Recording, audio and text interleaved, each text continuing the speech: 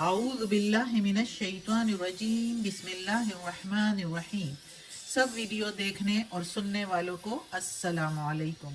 ہمارے چینل کے پیارے ویورز، آج ہم تلاوت کریں گے سورہ ہود کی آیت نمبر 120، 121، 122 اور 123، یعنی کہ آیت نمبر 120، 121، 122 اینڈ 123 انشاءاللہ تلاوت کریں گے ترجمہ کے ساتھ اور تفسیر کے ساتھ۔ تو چلیے شروع کرتے ہیں آج کا سبق، لیکن شروع کرنے سے پہلے چینل کو سبسکرائب کریں، بیل نوٹیفیکیشن کو آن کریں تاکہ اگلی ویڈیو آپ کو آسانی سے ملتی رہے، اور ہو سکے تو شیئر بھی کریں تاکہ زیادہ سے زیادہ لوگ دیکھیں تو آپ کو بھی زیادہ ثواب ملے اور مجھے بھی۔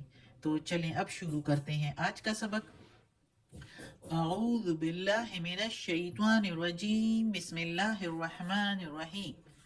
وَكُلًّا نَقُصُّ، وَكُلًّا اور ہر ایک یا سارا کچھ یا سب کچھ، نقص بیان کیے ہیں، ہم نے بیان کیے، علیکا اوپر تمہارے، من میں سے، انباء احوال یعنی احوال میں سے، انباء الرسل رسولوں کے احوال میں سے، ما نثبت جو ثابت قدم رکھے یا جو تسلی دے، بھی ساتھ اس کے، فؤادک دل کو تیرے، فؤادہ دل کو کے میننگ تیرے، جس سے تسلی ملے ساتھ اس کے تیرے دل کو، یعنی اگر بمحاورہ ترجمہ ہم کریں، وجاءک اور آیا تیرے پاس، فی میں، حاضح الحق اس سے حق یعنی اس کتاب سے،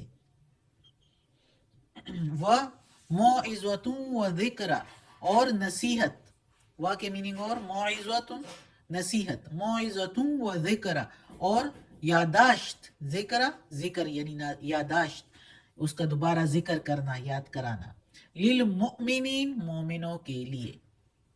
اب اس آیت میں اللہ تعالیٰ بتاتا ہے کہ جو اس صورت میں اتنے احوال بتائے گئے ہیں رسولوں کے پچھلے، کافی رسولوں کے احوال اس صورت میں ہم نے پڑھے ہیں، حضرت لوط علیہ السلام، حضرت ہود علیہ السلام، حضرت صالح علیہ السلام، شعیب علیہ السلام، موسیٰ علیہ السلام، ابراہیم علیہ السلام، اتنے پیغمبروں کے قصے جو بھی ہم نے اللہ تعالیٰ کہتا ہے بیان کیے ہیں، اس میں ہر چیز اوپر تمہارے اس میں سے ہر چیز کا ذکر کیا ہوا ہے رسولوں کے احوال میں سے، کہ کیا چیز بہتر ہے کیا چیز نہیں، اور رسولوں کے ساتھ اس کی قوموں نے اور امتوں نے کیا کیا جو ہے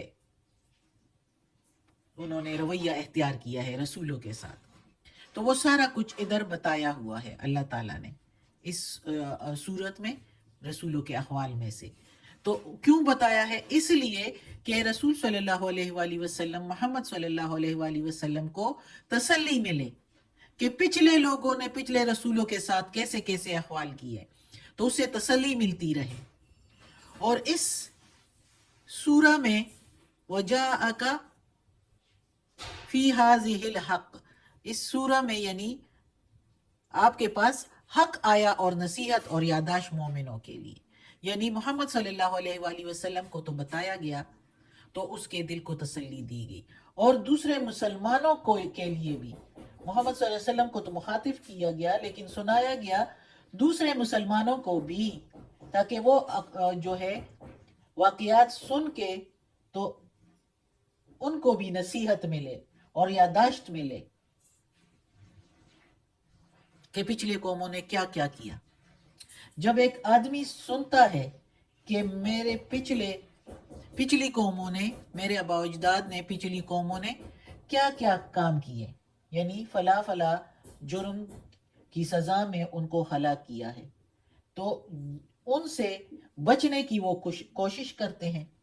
یعنی ہم سب، یعنی ابھی وہ صرف نہیں، یعنی مکہ والے اس وقت تو مکہ والے تھے، مدینہ والے تھے، لیکن اب تو دنیا میں کتنے لوگ جو بھی مسلمان ہیں اور قرآن پڑھتے ہیں، تو ان سب کو، ہم سب کو اس سے جو ہے نصیحت بھی ملتی ہے، حق بات ملتی ہے کہ حق بات کیا ہے، نصیحت بھی ملتی ہے اور یاداشت ہوتی ہے کہ فلاں فلاں کام کر کے تو ہم بچ سکتے ہیں، اور فلاں کام جو ہے ना करके, फला फला काम से हम बचकर तो जन्नत की तरफ जा सकते हैं, और कुछ काम ऐसे कि उसकी तरफ दौड़कर तो हम जन्नत हासिल कर सकते हैं। दोजख से भी बचने के जराए हैं इन्हीं अहवाल में, और जन्नत हासिल करने के भी जराए हैं कि अल्लाह ताला ने सब कुछ बता दिया है इसमें। तो हमें क्या करना चाहिए, क्या नहीं करना चाहिए, ये इन अहवाल को देखकर, पैगंबरों के और उसकी कौमों के अहवाल को सुनकर तो हमें पता चल जाता है कि क्या जायज़ है, क्या नाजायज़ है, क्या हक बात है, क्या बातिल है। सब कुछ पता चल जाता है। अल्लाह ने किस काम का कहा हुआ है वो हम करें, और किस काम से मना किया हुआ है, तो सारा जिक्र है इस सूरह में ज्यादातर।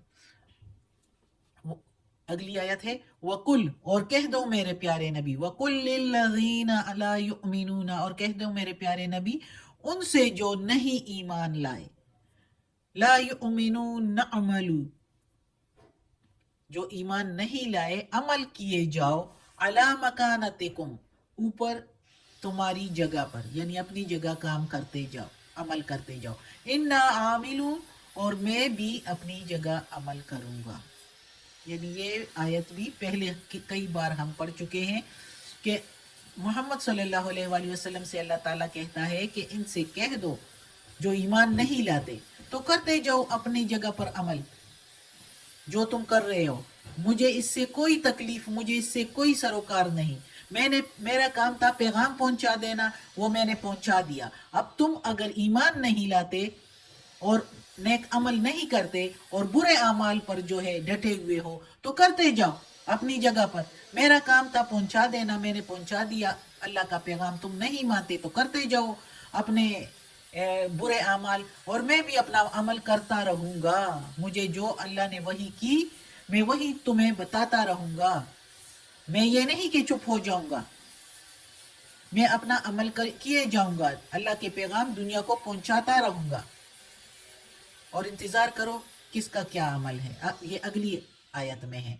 और अगली आयत में है वन तजीरू, और इंतजार करो, इन्ना मुंतजिरून, और मैं भी इंतजार करता रहूंगा, मैं भी साथ इंतजार करूंगा।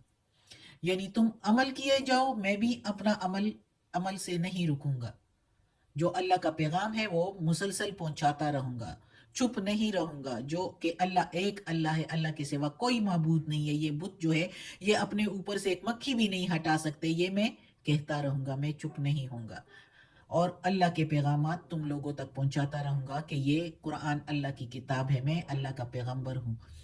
और तुम भी अपने अमल, तुम नहीं मानते तो ना मानो और इंतजार करो, और मैं भी इंतजार करता हूं कि किसका अमल सही है। देख लोगे वक्त आने पर कि कौन सही है, किसका काम सही है, कौन किस तरह के रुसवा होता है, ये तो अल्लाह बताएगा कि किसके काम सही है। अगली आयत है, सच इधर से शुरू होती है। अगली आयत है वलिल्लाहि, और अल्लाह ही के लिए है। वा के मीनिंग और ले के मीनिंग के लिए, अल्लाह, लिल्लाहि अल्लाह के लिए, गैबुस समावाते, गैब आसमानों का, वल अर्ज़ और जमीन का, यानी छुपा हुआ आसमानों का और जमीन का अल्लाह ही के लिए है। अल्लाह को, अल्लाह सब कुछ जानता है, यानी गैब का इल्म।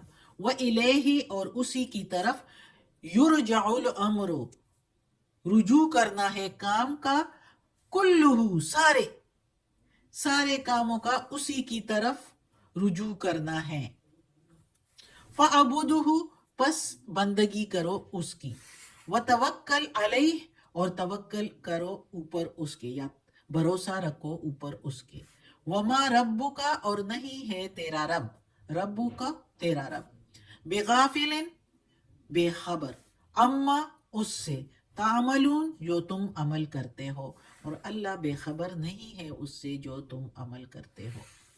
तो इस आयत में अल्लाह ताला अपनी तौहीद के बारे में और अपनी सफ़ात के बारे में बता रहा है कि गैब का इल्म, छुपी हुई बातों का इल्म, जहाँ कहीं भी हो, चाहे 7 पहाड़ों के अंदर हो, 7 ज़मीनों के अंदर, या आसमानों में, या दिल के अंदर किसी मखलूक के अंदर, कहीं भी कोई चीज़, कोई बात हो, तो सबका इल्म अल्लाह को है। अल्लाह छुपी हुई बातों को जानता है, छुपी हुई चीज़ों को भी जानता है, और हर काम ने उसी की तरफ रुजू करना है। यानी कि جو بھی دنیا میں کام ہو رہے ہیں سارے اسی کی طرف سے ہوتے ہیں. تو اس لیے جب سب کاموں نے اسی کی طرف رجوع کرنا ہے، سارے کام اور ہر چیز اسی کے قبضے میں ہے اور اسی کو معلوم ہے، اور تو پھر بندگی بھی اس کی چاہیے کہ اسی کی بندگی کی جائے اور اسی پر بھروسہ رکھنا چاہیے کہ وہی ہر کام کرتا ہے، تو بھروسہ بھی اسی پر رکھنا چاہیے. اور تو جو عمل ہم کرتے ہیں وہ جانتا ہے، جب وہ جانتا ہے ہر چیز اور ہر بات کا، غیب کا علم، ہمارے دل و ہمارے ذہن کے اندر جو بات چل رہی ہے، تو اس کو تو ہر چیز کا، پھر جو عمل ہم کرتے ہیں جو صاف ظاہر جو دوسرے بھی دیکھ سکتے ہیں، تو اللہ ہر ایک چیز سے باخبر ہے. اللہ سے کچھ بھی چھپا نہیں ہے. صدق اللہ العظیم. آج کا سبق ختم ہوتا ہے. اللہ ہمیں توفیق دے اس کہ ہم یہ قرآن مجید کا ترجمہ مکمل کریں اور اس پر عمل کرنے کی توفیق دے. صدق اللہ العظیم. یا اللہ، یا پروردگار، یا رب العالمین، یہ تیرے کلام کی تلاوت کی ہے ترجمہ اور تفسیر کے ساتھ. یا اللہ، اس کے زیر زبر پیش میں تلفظ میں کوئی غلطی ہوئی ہو تو معاف کر دینا، تو معاف کرنے والا مہربان ہے. اور یا اللہ، یا پروردگار، یا رب العالمین، یا مالک یوم الدین، ہمیں عافیت والے معاملات دے، ہماری بیماریاں، تکالیف، پریشانیاں اور برائیاں ہم سے دور کر دے. یا اللہ، ہمیں اپنے نیک اور صالح لوگوں میں شامل کر دے. آمین ثم آمین.